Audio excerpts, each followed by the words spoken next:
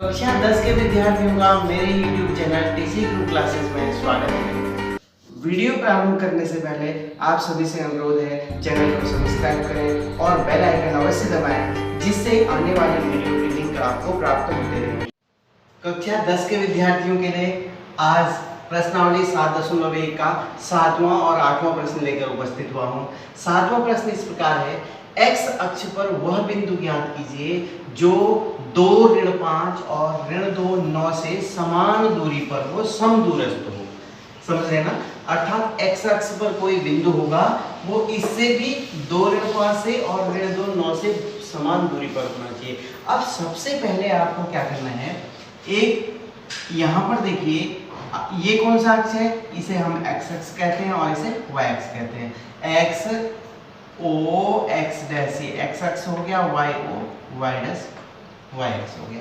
x अक्ष पर जो भी बिंदु होगा, x अक्ष पर माना कोई भी बिंदु है, वह बिंदु उसकी y अक्ष से दूरी 0 होगी, अर्थात उसको हम मान लेते हैं x0, अर्थात उसका y जो निर्देशांक होगा वो 0 होगा। तो हम यहाँ पर लिख लेंगे माना x अक्ष पर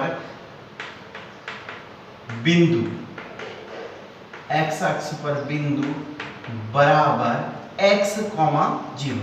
ठीक है।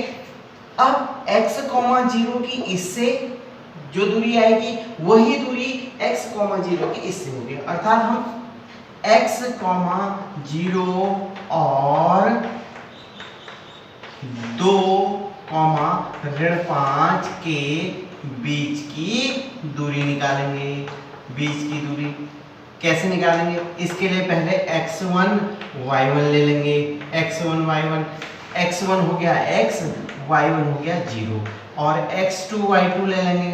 x2 y2, x2 y2 हो गया 2 और ऋण 5। ठीक है ना?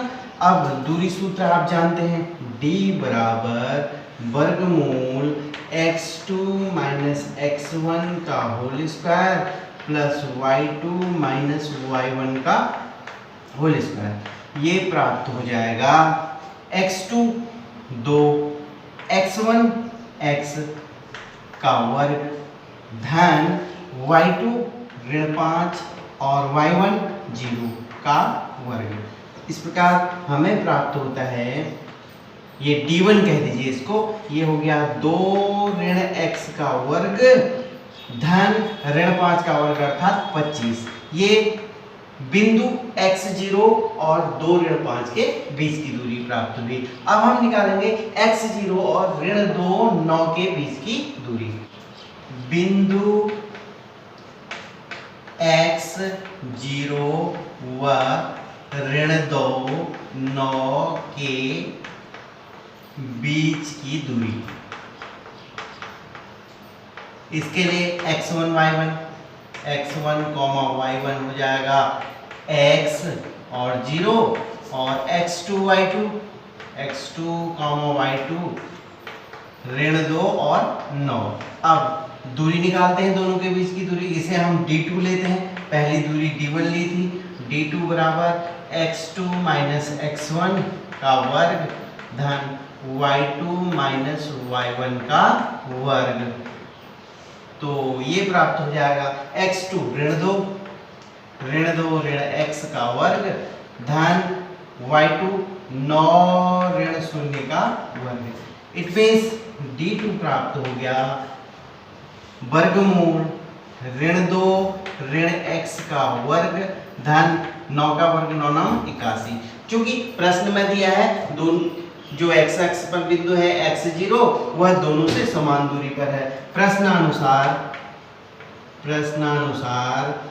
क्या दोनों की दूरी बराबर होगी, अर्थात d1 बराबर d2। d1 को d2 के बराबर कर देंगे। d1 हमने यहाँ लिख रखा है, d1 क्या था? d1 था वर्गमूल 2 ऋण x का वर्ग धन 25। इसको बराबर कर दीजिए d2 के, ये है वर्गमूल ऋण 2 ऋण x का वर्ग धन 81। दोनों वर्ग कर देंगे, अर्थात वर्गमूल हट जाएगा, वर्गमूल हटा दीजिए तो वर्गमूल हट जाएगा, इसका वर्ग कर दीजिए 2 ऋण x का वर्ग, अर्थात a ऋण b का होल स्क्वायर, a वर्ग 4 b वर्ग x वर्ग ऋण 2ab 2 दूना 4x धन 25 बराबर, यहाँ से भी वर्गमूल हट जाएगा, ऋण का वर्ग धन हो गया, ये प्राप्त हो गया 2 धन x का वर्ग, 2 धन x का वर्ग अर्थात 2 का वर्ग 4, x का वर्ग x वर्ग 2ab अर्थात 2 दूना 4x धन 81। समझ में आ रहा ना? ये ऋण बाहर ले लेंगे तो ऋण का वर्ग धन हो जाएगा 2 धन x a धन b का होल स्क्वायर। देखिए यहाँ भी 4 है, यहाँ भी 4 है, कैंसिल, यहाँ भी x स्क्वायर, यहाँ भी x स्क्वायर कैंसिल, यहाँ ऋण 4x यहाँ धन 4x, तो यहाँ से ले लेंगे ऋण 4x बराबर, क्योंकि ये इधर साइड आएगा तो चिन्ह बदल जाएंगे, 81 ऋण 25। तो इस प्रकार प्राप्त होता है ऋण 4x और ऋण 4x ऋण 8x बराबर, इसमें से घटा दीजिए, 11 में से 5 गया 6 और 7 में से 2 गया 5, 56 अर्थात x का मान प्राप्त हो जाएगा 56 बटे ऋण 8 8 सत्ते 56 ऋण 7 अर्थात x अक्ष पर जो बिंदु होगा, x अक्ष पर बिंदु क्या मान रखा था हमने मान रखा था x, 0 तो x क्या आ गया ऋण 7, 0 उस बिंदु का जो निर्देशांक होगा ऋण 7, 0 यही हमको ज्ञात करना था। प्रश्न संख्या 8 y का मान ज्ञात कीजिए जिसके लिए बिंदु P 2, ऋण 3 और Q 10, y के बीच की दूरी 10 मात्रक है, अर्थात हमें दे रखा है P और Q के बीच की दूरी 10, तो P बिंदु के निर्देशांक है 2, 3 और Q के निर्देशांक है 10y और हमें इस y का मान प्राप्त करना है, अर्थात x1 y1 क्या हो जाएगा, x1 y1 हो जाएगा P के निर्देशांक 2, ऋण 3 और x2 y2 यहाँ पर है 10, y। हमें इस y का मान ज्ञात करना है। पहले दूरी सूत्र से इन दोनों के बीच की दूरी निकाल देंगे, बीच की दूरी PQ के बीच की दूरी अर्थात PQ बराबर वर्गमूल x2 माइनस x1 का वर्ग धन y2 माइनस y1 का वर्ग। ठीक है, तो ये है x1 x2 10 ऋण x1 2 का वर्ग धन y2 y और माइनस, देखिए y2 माइनस y1 अर्थात y माइनस -3 तो क्या हो जाएगा y प्लस 3 का वर्ग।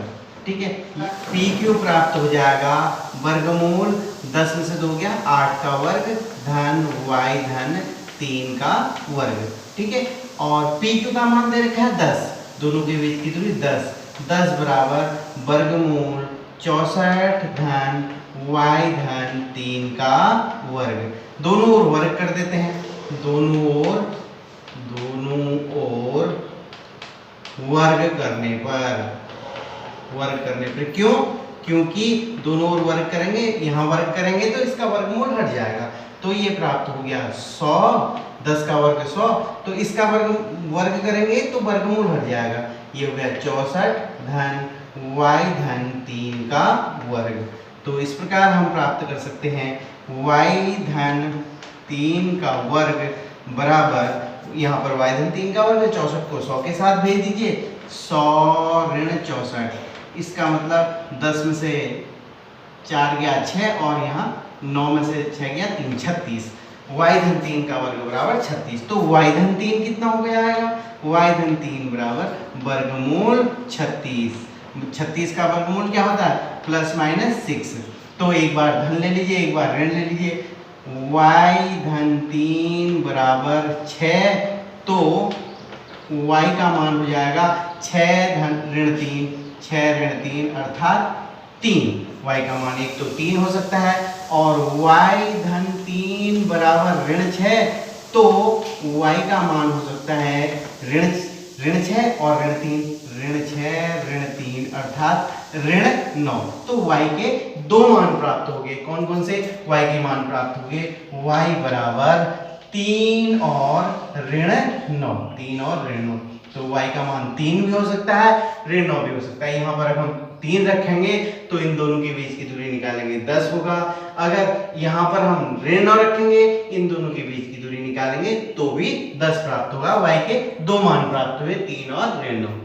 वीडियो को ध्यान से देखने का आभार। अपने सुझाव कमेंट बॉक्स में अवश्य दीजिएगा।